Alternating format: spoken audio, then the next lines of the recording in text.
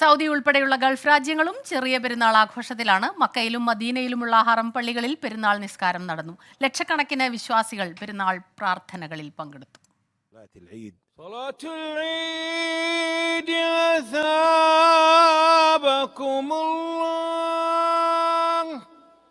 അല്ലാഹു അക്ബർ അല്ലാഹു അക്ബർ അല്ലാഹു അക്ബർ അല്ലാഹു അക്ബർ.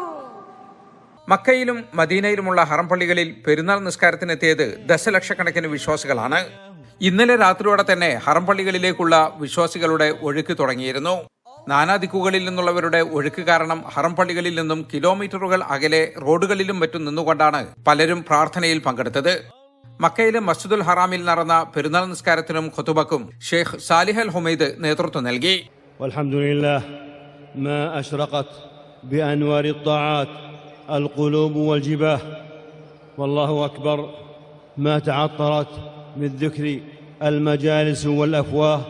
മദീനയിലെ മസ്ജിദ് നബവിയിൽ നടന്ന പെരുന്നാൾ നിസ്കാരത്തിനും ഖുതുബക്കും Sheikh Ahmed bin Ali al Hudaifi നേതൃത്വം നൽകി. സൗദിയിലെ മറ്റു ഭാഗങ്ങളിലുള്ള പള്ളികളിലും ഈദ്ഗാഹുകളിലും പെരുന്നാൾ നിസ്കാരം നടന്നു. മറ്റു ഗൾഫ് അറബ് രാജ്യങ്ങളും ഇന്ന് പെരുന്നാൾ ആഘോഷിക്കുകയാണ്. പുതുവസ്ത്രമണിഞ്ഞ് പെരുന്നാൾ നിസ്കാരം നിർവഹിച്ച് പെരുന്നാൾ വിഭവങ്ങൾ കഴിച്ച് സ്വദേശികളും വിദേശികളും മറ്റു ആഘോഷ പരിപാടികളിലേക്ക് കടക്കുകയാണ്. സൗദിയിൽ 10 ദിവസം നീണ്ടു നിൽക്കുന്ന വിവിധ ഇനം ആഘോഷ പരിപാടികളാണ് ഔദ്യോഗിക തലത്തിൽ ആസൂത്രണം ചെയ്തിരിക്കുന്നത്. ജലീൽ കണ്ണമംഗലം, 24 ജിദ്ദ.